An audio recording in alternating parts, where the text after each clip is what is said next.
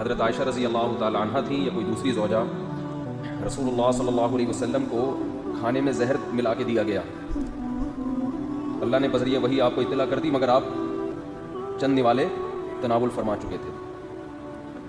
اس سے آپ صلی اللہ علیہ وسلم کی جان تو بچ گئی، زندگی بچ گئی، مگر ہر سال آپ کو اس کی تکلیف ہوتی تھی اس زہر کی وجہ سے، اور اسی زہر کے اثر سے آپ کو آخر عمر میں بخار ہوا اور اسی میں آپ صلی اللہ علیہ وسلم کا انتقال ہوا۔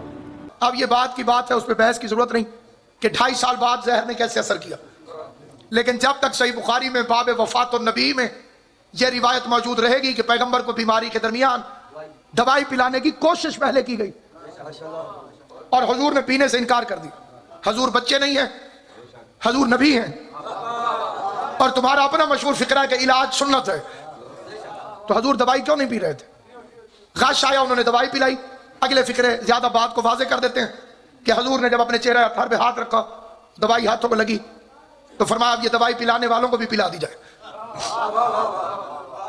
وہ دوا نہ تھی، بطول کی یتیمی کا سامان تھا،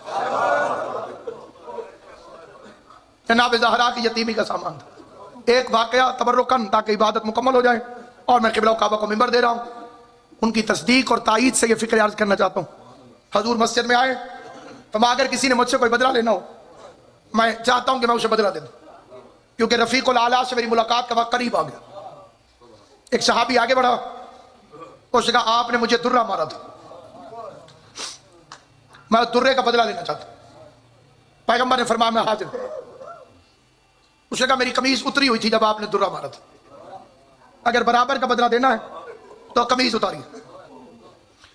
اس واقعے کی مزید تفصیلات لمبی ہو جائیں گی، اور یہ وقت کسی لمبی روایت کا متحمل نہیں ہے، اشارتاً گزر جاؤں گا۔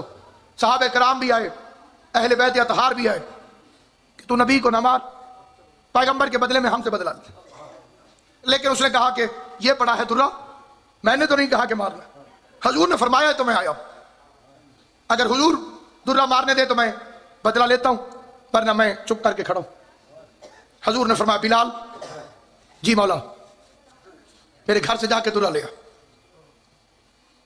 اس کا نام تھا ممشوق، درے کا نام۔ لینے کے لیے بلال دروازے پر آیا، مخدوم کونین نے پوچھا کیوں؟ کہا درہ چاہیے۔ کیوں؟ آپ کے بابا نے منگوایا۔ بلال میرا بابا تو مریض ہے، سفر پہ جاتے ہوئے درہ لے کر جاتے، سفر کی طاقت تو نہیں ہے۔ بلال جواب نہ دے سکا، رو پڑا۔ رونے کی آواز مظلومہ نے سنی، تڑپ کے کہنے لگی بلال تجھے میرے حق کا واسطہ، جلدی بتا میرے بابا کو درہ کیوں چاہیے؟ بلال نے پورا واقعہ سنایا۔ ہائے کر کے زہرا کہتی اسے شرم نہیں آئی؟ میرا بابا بیمار ہے۔ میں رو کے کہتا ہوں زہرا یہ امت بیماروں کا حیا کہاں کرتی ہے؟ تیرے بابا کو تو درہ نہیں لگے گا، لیکن تیرا پوتا سید سجاد بیماری کے عالم میں اس بغیرت امت سے تازیانہ کھاتا ہوا شام چلا جائے۔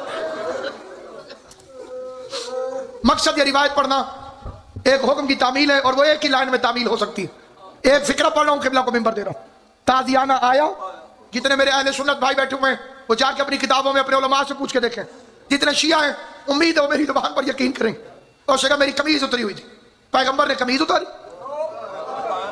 یہ درہ اٹھا کے حضور کی طرف دوڑا۔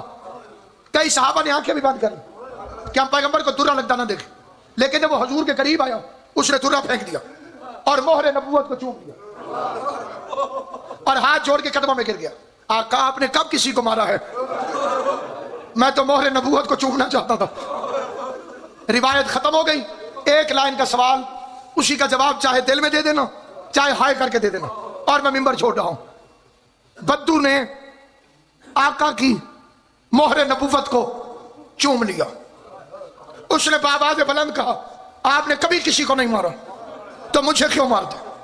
کیا حضور کو پتا نہیں تھا کہ میں نے اسے درہ نہیں مارا؟ کیا آقا کو پتا نہیں تھا؟ پیغمبر کو پتا نہیں تھا؟ شہنشاہ انبیاء کو پتا نہیں تھا؟ پیغمبر اعظم نہیں جانتے تھے؟ بولو، پورے مجمع سے سوال۔ جو چیز بدو کو پتا تھی کہ میں نے تازیانہ نہیں مارا، کیا نبیوں کے سلطان کو قبلہ جی پتا نہیں تھا؟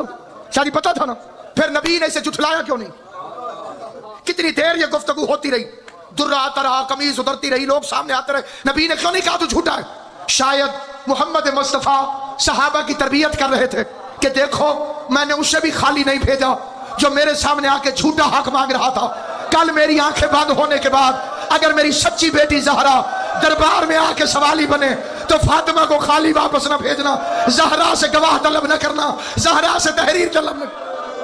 حدیث لدود کہ اشرف الانبیاء نے فرمایا تھا کہ میرے منہ میں کچھ نہ ڈالنا، اور ان کی مخالفت کرتے ہوئے ان تمام لوگوں نے اشرف الانبیاء کے منہ میں ڈالا، وَلَدَدْنَاهُ ہم نے زبردستی منہ میں ڈالا، وَجَعَلَ يُشِيرُ إِلَيْنَا اور وہ اشارہ کر رہے تھے کہ میرے منہ میں نہ ڈالو، اور بعد میں اپنا دفاع کرنے کے لیے کہا گیا کہ جو کچھ منہ میں ڈالا تھا وہ ہمارے منہ میں بھی ڈالا گیا، اس کا مطلب ہے آپ پر شک تھا، لیکن یہاں پر اصل میں جھوٹی داستان ہے، بتایا یہ جا رہا ہے کہ ہمارے منہ میں ڈالا تھا باقی کچھ نہیں تھا، جبکہ حقیقت یہ جو ان کے منہ میں ڈالا تھا وہ کچھ تھا، اور آپ نے یہ بہانہ بنایا کہ جو ہمارے منہ میں ڈالا گیا، لیکن اس میں یہاں پر بھی پھنس جاتا ہے انسان کہ کیوں اشرف الانبیاء نے کہا کہ ان کے منہ میں بھی ڈالو اور حضرت عباس کے منہ میں نہیں ڈالا۔ اب یہ حدیث لدود کے بارے میں پورا ہمارا لیکچر ہے کہ پہلے کہا گیا کہ جی ہم نے ڈالا، بعد میں کہا گیا کہ یہ جو زبردستی دوا ڈالی ہے یہ وہ لائی تھی وہاں سے، کون؟ حبشہ سے۔ کون لائی تھی؟ اسما بنت امیس پہ ڈالا گیا ہے قتل، اور پھر کبھی ڈالا گیا جناب زینب بنت جہش پر، مختلف لوگوں میں ڈال دیا۔ یہاں سے پتہ چلتا ہے کہ اس کا مطلب اشرف الانبیاء کو دیا گیا۔ تو حدیث لدود اور اس کے بعد جو اصل موضوع ہے، تفصیل سے نہیں جاتے اس میں، کہ اشرف الانبیاء دنیا سے طبعی طور پہ نہیں گئے تو وہ زہر سے ہیں۔ اب جب زہر سے گئے ہیں، ہم یہ کہتے ہیں کہ انہی دنوں میں دیا ہے زہر۔ اب اگر کوئی کہے کہ یہ زہر ایک یہودی خاتون نے خیبر میں دیا تھا 8 میں، اس کا مطلب ہے کہ 2 سال 2.5 سال بعد، بابا 2-2.5 سال بعد کوئی زہر سے دنیا سے جائے وہ بھی شہید ہے، 2-3 دن پہلے کوئی زہر دے وہ بھی شہید ہے۔ تو اہل سنت کو لفظ شہادت استعمال کرنے میں آر کیا ہے؟ کہو کہ یہودی نے زہر دیا تھا اور رسول اللہ صلی اللہ علیہ وسلم شہید ہوئے، بس شہادت ایک بلند مقام ہے، کیوں رسول اللہ سے بلند مقام جو ہے چھینتے ہو؟ یعنی ان کا اگر یہی عقیدہ ہے کہ جی بیویوں میں سے کسی نے نہیں دیا، گھر والیوں میں سے کسی نے نہیں دیا، یہ یہودن نے دیا، گو کہ وہ نظریہ بالکل غلط ہے۔ کیوں؟ کہتے ہیں کہ جی اس نے یہ سو کہہ کے دیا تھا کہ اگر یہ نبی ہے تو اثر نہیں ہوگا، اور اگر یہ نبی ہے تو اثر نہیں ہوگا، اور اگر یہ نہیں ہے نبی تو اچھا ہے جان چھوٹے۔ تو بابا جان تو چھوٹ گئی، اس کا مطلب ہے کہ یہودیہ کا دعویٰ صحیح تھا کہ یہ نبی نہیں ہے، معاذ اللہ معاذ اللہ۔ تو یہ جو داستان ہے یہ بڑی خطرناک داستان ہے، یہودیہ والی داستان در حقیقت توہین رسالت پر مبنی ہے، انکار رسالت پر مبنی ہے، کہ یہودیہ پر تو حجت ہو گئی کہ میں نے تو زہر دیا تھا، یہ سوچ کے دیا تھا کہ اگر یہ نبی ہیں تو نہیں کھائیں گے، اور اگر نہیں ہیں تو اچھا جان چھوٹے۔ صلوات پڑھیں پر محمد و آل محمد۔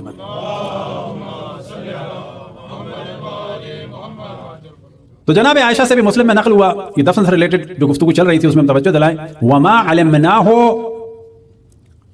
علمناہ الا سمعنا صوت المصاحی، کہ ہمیں دفن رسول اللہ کا پتہ نہیں چلا، کب؟ کہ جب پھاوڑوں کی آواز آنے لگی، جب پھاوڑوں کی آواز آئی تو ہمیں اندازہ ہوا۔ یہاں سے ایک اور چیز کھلتی ہے آگے، یہ جو ان کے کمرے والا موضوع ہے انشاءاللہ اس کو ڈسکس کریں گے۔ بابا اگر ان کے کمرے میں دفن ہوئے ہیں تو ان کے کمرے کی تو دوسری فضیلتیں بیان کرتے ہیں جہاں وہ رہتی تھی۔ اچھا اب جا کے اسی کمرے میں دفن ہوئے ہیں تو پھر ان کے سامنے پھاوڑا چلنا چاہیے تھا، یہ تو وہیں بیٹھی ہوتی نا اپنے کمرے میں، لیکن کیا فرماتی ہیں؟ وما علمناہ الا سمعنا صوت المصاحی، کہ جب ہمیں پتہ چلا کہ پھاوڑوں کی آواز آ رہی، اس کا مطلب دوسری جگہ بیٹھی تھی، بس ان کا کمرہ الگ تھا اور جہاں رسول اللہ صلی اللہ علیہ وسلم دفن ہوئے کمرہ الگ تھا۔ لیکن اگر مان بھی لیا جائے کہ انہی کا کمرہ تھا تو بابا آپ کے والد تو فرما رہے ہیں اور آپ نے بھی ساتھ دیا، کیونکہ جناب عائشہ کا یہ قول ہے کہ یہ والی حدیث کہ جب میراث کا پرابلم اٹھا تو کسی کو بھی علم نہیں تھا سوائے میرے بابا کے، انہوں نے یہ پرابلم سالو کیا۔ کون سا پرابلم؟ نحن معاشر الانبیاء لا نورث، کہ ہم انبیاء میراث نہیں چھوڑتے۔ تو خود ان کا یہ دعویٰ ہے اپنے ابا کی فضیلت بیان کرتے ہوئے کہ یہ روایت کا علم کسی کو بھی نہیں تھا، اور اسی پر حضرت ام سلمہ صلوات اللہ وسلام علیہا نے ان لوگوں پر اٹیک کیا تھا، بڑا ٹیکنیکلی اٹیک کیا تھا، بڑا زوردار اٹیک کیا تھا کہ یہ نہیں ہو سکتا، کیونکہ پہلا حکم جو رسول اللہ صلی اللہ علیہ وسلم کو آیا وہ کیا آیا؟ وَأَنذِرْ عَشِيرَتَكَ الْأَقْرَبِينَ، سب سے پہلے اپنے گھر والوں تک پیغام پہنچاؤ۔ یہ کیسے ممکن ہے کہ میراث کا مسئلہ کہ جو ریلیٹڈ تھا بیویوں سے اور خصوصاً ریلیٹڈ تھا تعداد کے اور مقدار کے اعتبار سے سب سے زیادہ حضرت فاطمہ سلام اللہ علیہا سے، تو نہ بیویوں سے رسول اللہ صلی اللہ علیہ وسلم نے فرمایا کہ میں میراث نہیں چھوڑ کے جاؤں گا، اور نہ اپنی بیٹیوں سے فرمایا بھی تو ایک ہی آدمی سے فرمایا، لیکن انہوں نے بھی کمال کر دیا کہ اپنی بیٹی کو تو میراث دے دی اور اسی میراث والے کمرے میں دفن بھی ہو گئے۔ لہذا جب بات ہوتی ہے فضیلت کی تو کہتے ہیں جی رسول اللہ صلی اللہ علیہ وسلم کے برابر میں وہ دفن ہے۔ تو ابو حنیفہ کے پاس جا کے ایک شخص سے سوال کیا کہ میرا بھائی جو ہے وہ شیعہ ہو گیا ہے. تو کہا کہ تم فضیلت نہیں بتاتے کہ جناب ابو بکر جو ان کے پاس دفن ہے؟ کہا کہ میں نے بتائی تھی، مگر اس نے کہا کہ وہ تو پھر غصبی جگہ ہے. اب یہاں پہ سوال یہ پیدا ہوتا ہے کہ بابا آپ فرما رہے ہیں کہ انبیاء میراث نہیں چھوڑتے، پھر آپ کی بیٹی کو کمرہ کیوں ملا؟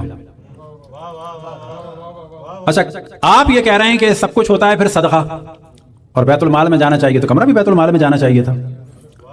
یہ کمرے کی اتھارٹی پاور کیوں بیویوں کے پاس آ گئی؟ کمرے کی اتھارٹی پاور کیوں آپ کی صاحبزادی کے پاس آ گئی؟ پھر آپ اس میں دفن بھی ہو گئے. اچھا اب جناب عمر کے جب دنیا سے جا رہے ہیں تو انہوں نے بھی پیغام بھجوایا کہ مجھے اجازت دے دی دفن ہونے کی. آپ اجازت یا تو تمام مسلمانوں سے لیں، اگر آپ ان خاتون سے اجازت لے رہے ہیں تو آپ تو پہلے کہہ چکے تھے مل کے سب، اور حضرت فاطمہ کو ان کے حق سے محروم کیا تھا. یہ کیا وجہ ہے کہ جی بیٹی کو میراث نہ ملے، بیٹی کو میراث نہ ملے اور بیوی کو میراث مل جائے، اور اس بیوی کی میراث کا آپ کو یقین بھی ہے، اور آپ آخر وقت میں کہتے ہیں کہ مجھے دفن ہونے کی اجازت بھی دے دو. لیکن یہاں پر گفتگو ایک اور بڑی